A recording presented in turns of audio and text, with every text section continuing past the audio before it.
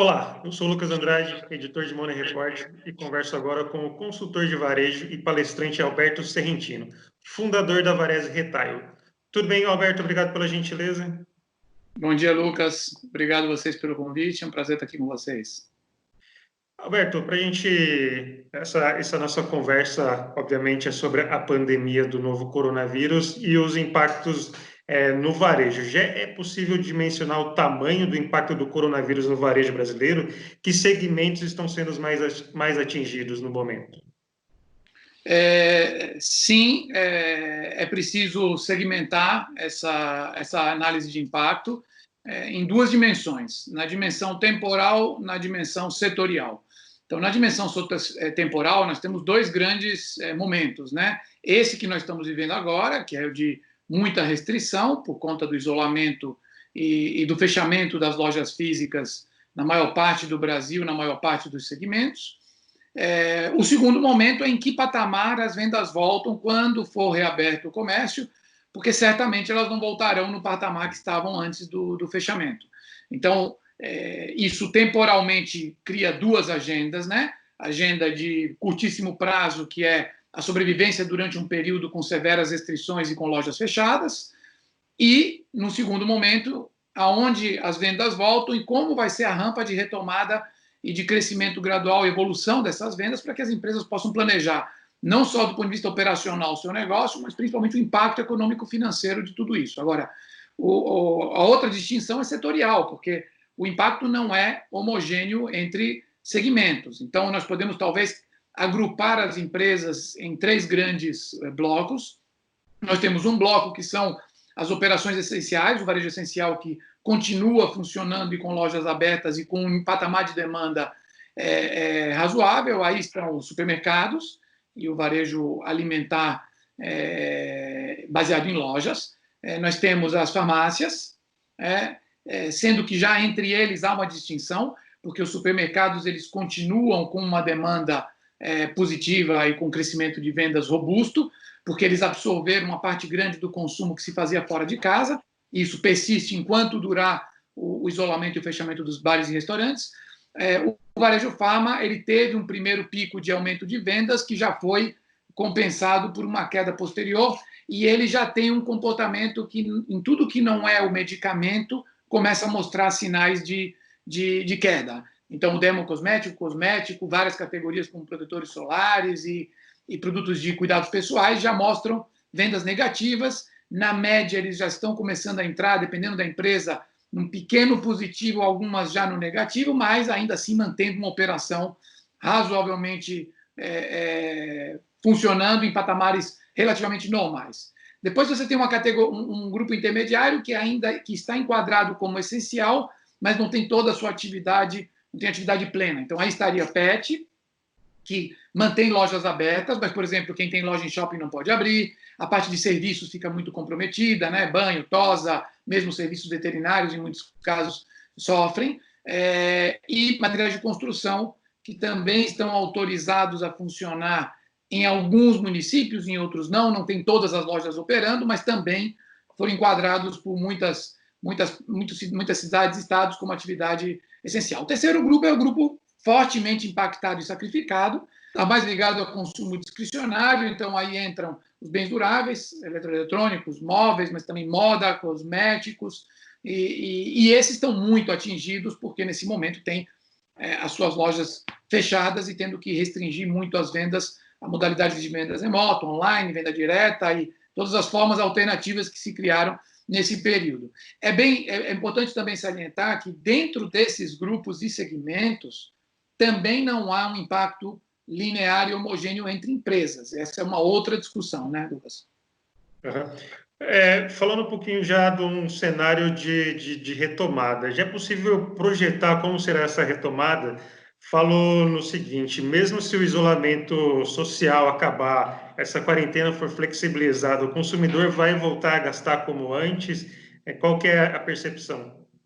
Então, provavelmente não, porque nós temos um impacto econômico significativo derivado dessa crise. Não dá para ignorar que a economia vai ser impactada, Existem setores inteiros que vão ter muita dificuldade de voltar e vão voltar, talvez não no primeiro momento, né? Então, vamos imaginar toda a cadeia do turismo, do entretenimento, dos eventos, das feiras,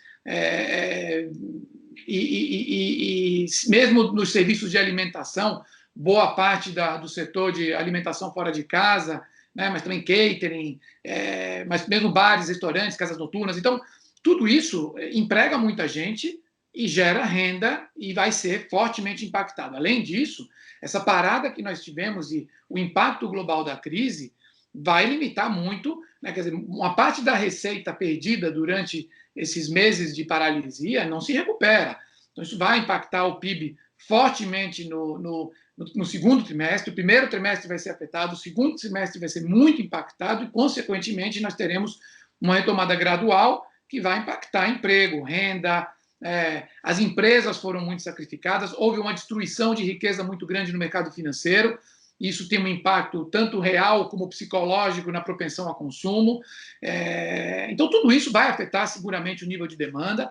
Existem projeções aí para a queda do PIB brasileiro aí hoje na casa dos 5%. Isso vai gerar muita queda de renda e de consumo e, consequentemente, nas vendas do varejo. Então, o que as empresas estão trabalhando como cenários é que no varejo de supermercados a venda ela continua crescendo de maneira consistente. O desafio lá é muito mais operacional, porque você tem que definir novos protocolos de segurança para as lojas, e tanto para os funcionários como para os clientes. Toda a cadeia de abastecimento tem que ser completamente revista. A demanda fica muito difícil de ser prevista, então você tem surtos momentâneos e oscilações difíceis de serem gerenciadas, além do que não se sabe como serão as regras de retorno, que podem demandar novos procedimentos operacionais e regras e restrições nas lojas. Mas esse é um setor que deve continuar crescendo. Talvez, à medida que os restaurantes voltem, ele vai perder um pouquinho dessa demanda que foi absorvida, as pessoas saem de casa, então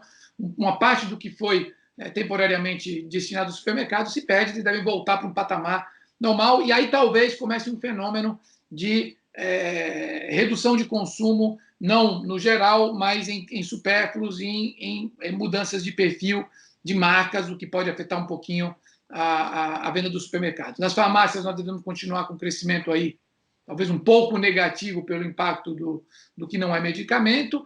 Nos segmentos de material de construção, depende muito da retomada nas obras, reformas e construção.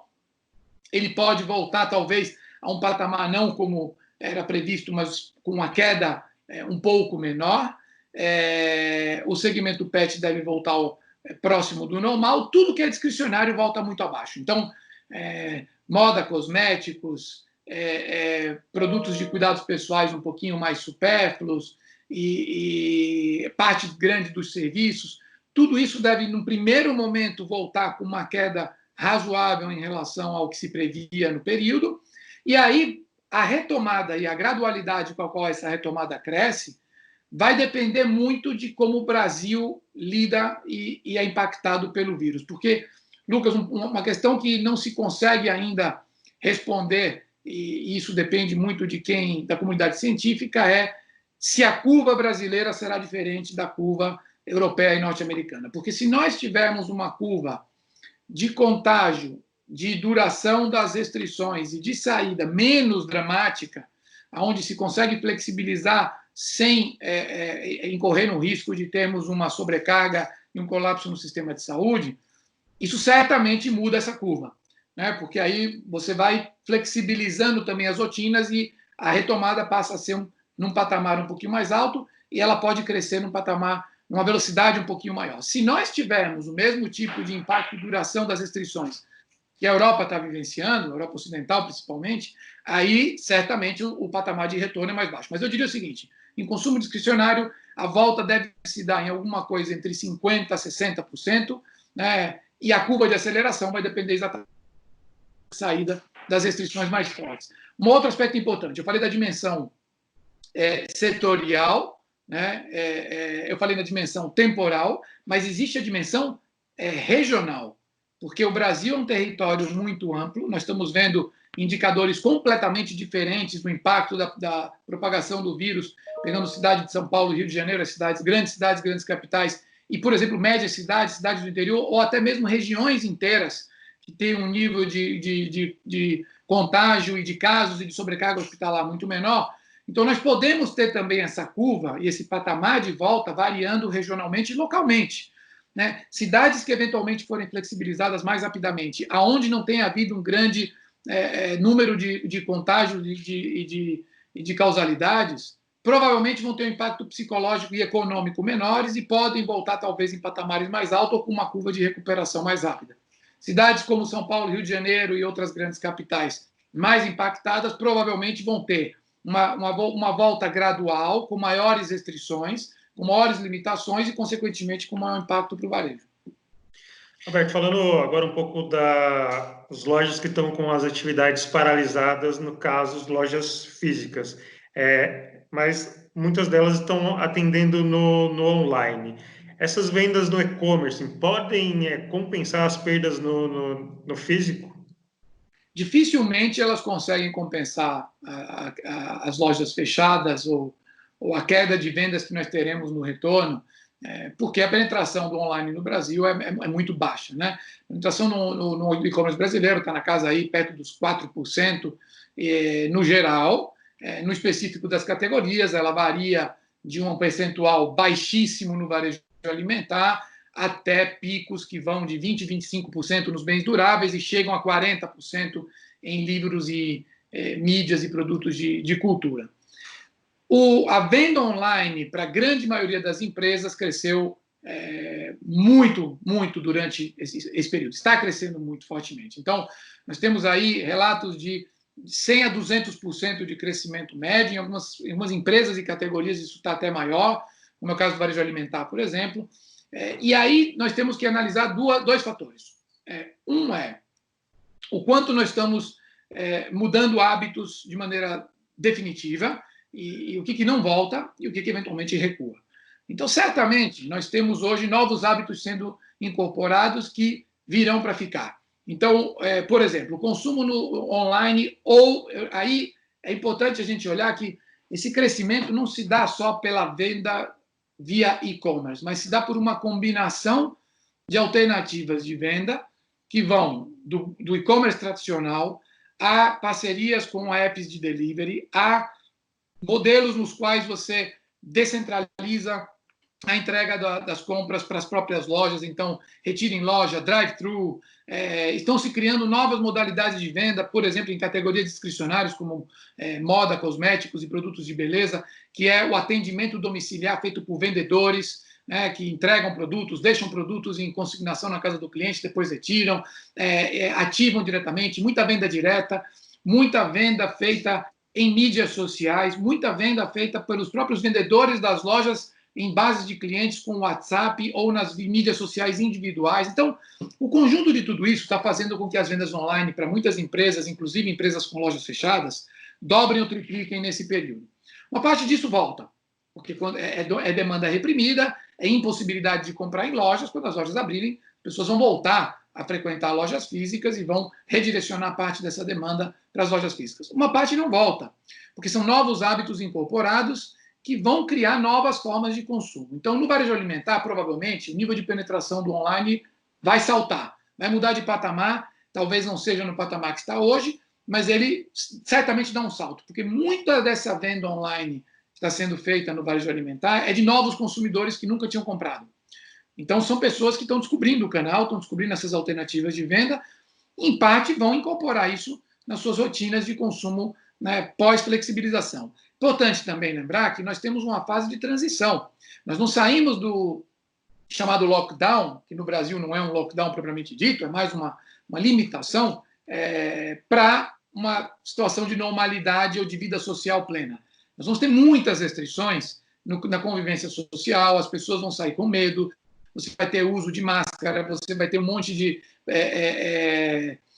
cautelas e precauções, tanto nos estabelecimentos como para as pessoas, né? Então você vai ter controle de acesso, vai ter controle de fluxo, vai ter limitação de número de clientes dentro dos shoppings, dentro das lojas, ao mesmo tempo, você vai ter as pessoas se cuidando muito mais. Então, isso faz com que ainda durante uma fase de transição, mesmo que as lojas estejam abertas, você tem os grupos de risco e os grupos que vão estar muito mais atentos e retraídos em relação à exposição. Então, durante um período ainda, até que se chegue a uma situação de pseudonormalidade, né, que seria, de fato, o vírus ir para um nível de contágio quase que nulo, ou a chegada de vacinas ou tratamentos definitivos, mas durante todo esse período de convivência com o vírus, as pessoas vão continuar provavelmente comprando online de maneira proporcionalmente maior do que fariam, por segurança, proteção e limitação dos deslocamentos e exposição social. Então, ainda haverá um efeito grande de duração desse salto e mudança de hábitos e de patamar na venda online. É provável também que, à medida que as lojas abram, o nível de serviço melhore, porque, por exemplo, no varejo alimentar, nos supermercados, a venda online para algumas empresas poderia estar quintuplicando, sextuplicando, se fosse simplesmente por atendimento de demanda. Ela só não está crescendo mais porque as empresas não conseguiram se estruturar nesse curto espaço de tempo para um pico e um surto de demanda repentino tão grande, então elas não conseguem entregar em prazos razoáveis, né? Esse é um tipo de varejo que demanda um nível de serviço muito, muito alto, ou seja, entregas muito rápidas. Então, no momento em que as lojas se normalizarem, o varejo começar a distribuir mais a venda, é provável que os prazos de entrega se encurtem e isso vira um estímulo adicional para consumo online. Então, Alberto, para a gente fechar, essa pandemia está contribuindo para a aceleração dessa transformação digital. A gente pode falar que o varejo vai sair diferente dessa crise. Que lições devem ficar para o futuro? Olha, eu acredito que o varejo já está diferente dentro dessa crise. Ele não vai precisar esperar a saída. A transformação digital não é uma agenda só de e-commerce ou de tecnologia. É, acima de tudo, uma agenda de mudança cultural e organizacional. E isso já está acontecendo. Então, as empresas já estão sendo profundamente impactadas e a aceleração no processo de transformação digital das empresas já está acontecendo e de maneira espantosa. E elas estão muito empolgadas com isso, né? Nós precisamos ver também o legado e impacto positivo de tudo que nós estamos vivenciando. É óbvio que, do ponto de vista econômico e social, isso é dramático, do ponto de vista de humanidade e saúde, é dramático, né? Nada justifica as perdas de vidas humanas e o impacto para a saúde das pessoas na escala que nós estamos vivenciando. Mas, do ponto de vista de ambiente de negócios e até de alguns aspectos culturais, nós estamos assistindo a mudanças muito positivas. Então, nós vemos as empresas muito mais ágeis, muito mais rápidas, muito mais pragmáticas, descentralizando, trabalhando em equipe, derrubando os silos, compartilhando dados, colaborando muito mais em todos os níveis, internamente, externamente. Nós vemos também agendas positivas, obviamente, né, tudo que são modelos de aceleração de inovação, então prototipagem rápida, testes de conceito muito rápidos, testes constantes, iniciativas, a propensão ao erro e ao risco, porque nesse momento tudo é aceitável, né? Então as empresas estão ousando muito mais, arriscando muito mais, porque elas estão numa situação precisando buscar alternativas e inclusive formas criativas de gerar receita no momento de severas restrições. Tudo isso está acelerando brutalmente a transformação digital e a mudança cultural dentro das empresas. A liderança está mudando sua postura, né? Então está flexibilizando, descentralizando, colaborando, compartilhando, acelerando. Isso é fundamental para que haja um legado positivo que vai transformar as empresas, sem dúvida, à medida que tudo isso for flexibilizado. O outro aspecto importante é que nós estamos vendo alguns elementos de maior impacto na preocupação das empresas com seus stakeholders. Então, claramente, as empresas não estão tomando decisões baseadas só no caixa e na sua agenda financeira de curto prazo. Você vê empresas se preocupando com colaboradores e manutenção do emprego, se preocupando com fornecedores e em não inviabilizar ou sacrificar demais fornecedores mais frágeis. Nas relações entre empresas, se preocupando também com seus clientes, prestadores de serviço, se preocupando com a comunidade, muita solidariedade e ações de